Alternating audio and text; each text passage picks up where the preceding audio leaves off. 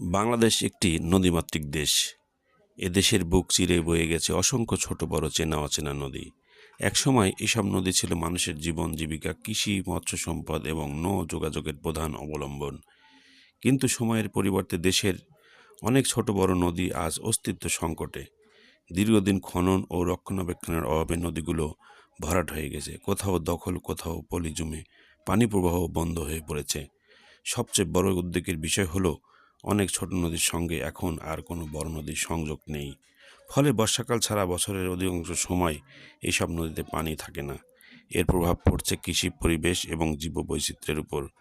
ভূগর্ভস্থ পানির স্তর নিচে নেমে যাচ্ছে, মাছের প্রজন্ম অব্যাহত হচ্ছে, আর অনেক এলাকায় দেখা দিচ্ছে জলাবদ্ধতা কিংবা খরার মতো সমস্যা। তাই সময়ের দাবি হলো দেশের ছোট বড় সব নদীকে পরিকল্পিতভাবে পুনঃখনন এবং সংস্কার করা।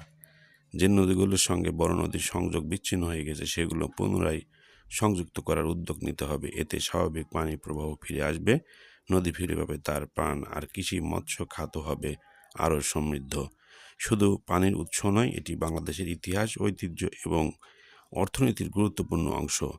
নদী বাঁচানো মানে প্রকৃতিকে বাঁচানো, কৃষককে বাঁচানো এবং আগামী প্রজন্মের জন্য একটি নিরাপদ বাংলাদেশ গড়ে তোলা।